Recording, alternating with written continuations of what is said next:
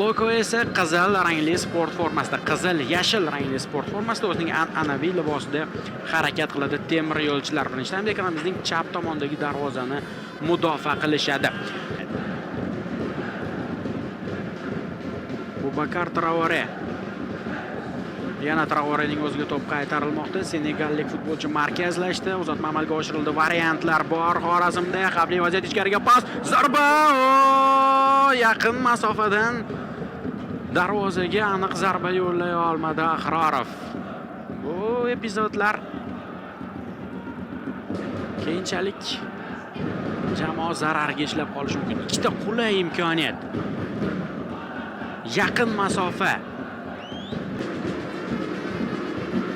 Temurxo'ja Abduxoliqov. Yaxshi imkoniyat kelishi mumkin. Xavfli vaziyat, Lokodan zarba va to'p darvoza to'riga bormadi. Suhrob Nurullayev deymiz. Mana. Ammo o'ylamagandi.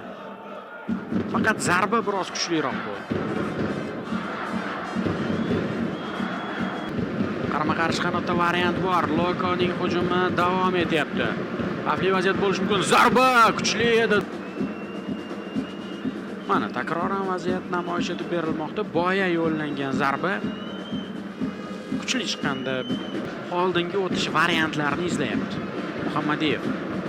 Mana Lokomotiv misolida hozirgi hujumda ham ko'rishimiz mumkin. Yaxshi uzatma, xavfli vaziyat, imkoniyat Lokoda, himoyachi zo'r o'ynadi, yechib oldi. Keyingisi ham zo'r chiqdi. Temurxo'ja Abduxoliqovning pasi aylanib o'tdi deyishimiz mumkin himoyachini.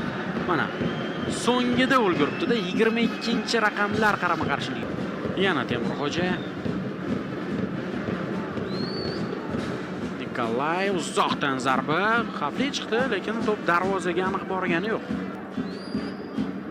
Startiga oz vaqt qolyapti. Ertaga Xuan 1912 Nasaf, OKMK Surxon, Dinamo Sog'diyona uchrashuvlari o'tkaziladi. Zarba xavfli chiqdi. Yomon o'ylanmagan Abduxoliqov tomonidan, ammo Buxoro Qizilqum o'yinlari bor.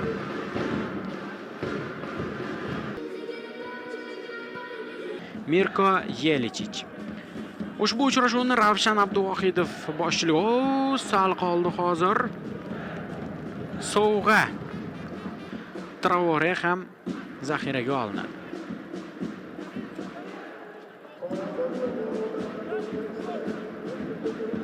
Birgina gol o'yin taqdirini hal qilib qo'yishi ham mumkin. Bu yog'iga shunaqa kechyapti bahs.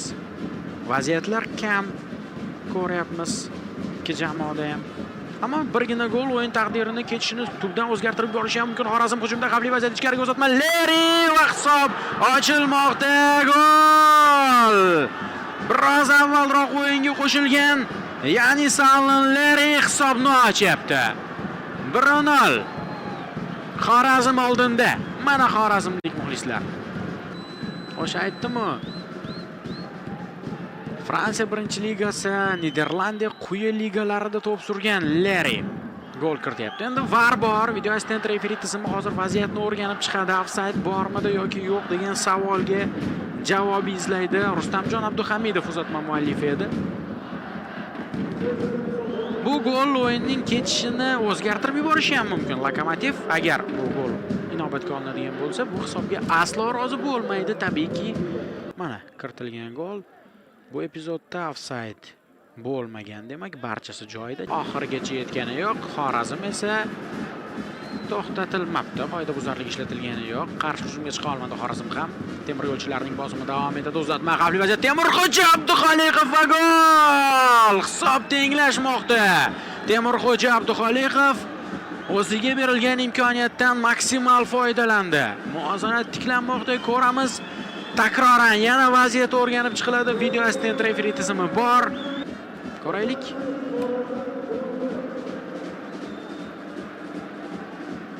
Barchasi joyida. Hech qanday o'yindan tashqari holat yo'q. Temurxo'ja Abduxoliqov gol muallifi.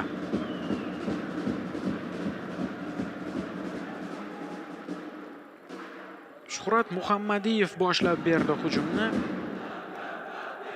Keyin Abduxoliqov Nikolay Ivanov, Kucherenko oldingi chiziqqa uzatma, zarba o'xshamadi. O'tkazib yuborsa bo'lardi. Lokoning navbatdagi hujumini ko'rishimiz mumkin edi. Qoidabuzarlik yo'q ekan. O'yinni davom ettirishga ruxsat beryapti Ravshan Abduvohidov. Uzoqdan zarba ko'ramiz. Zarba xavfli ishdi, ammo aniq bormadi. Yo'nalishni o'zgartirdimi Stoshich?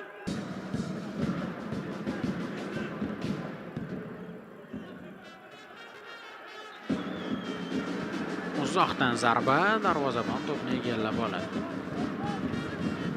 Zadev tezlik olyapti. O'tib ketdi ikki raqibdan ichkariga uzatma. Xavfli vaziyat, to'p o'tib ketmoqda, ammo zarba yo'llayotgan futbolchi topilmadi. Xorazm futbolchisining qo'liga to'p tegdi deya e'tiroz bildiryapti Temurxo'ja Abduxoliqov. Mana bizga takroriy lavha namoyish etib berilmoqda.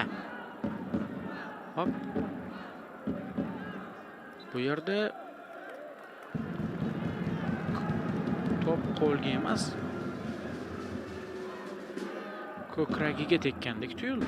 9-daqiqa boshlanishga yaqin. Boshlandi. Bo'ldi. Ayni mana shu pallada uchrashuv bosh hakami Ravshan Abduvohidov o'yinni yakunlab beryapti. Tomonlar murosa ko'chasini tanlashdi. Biroq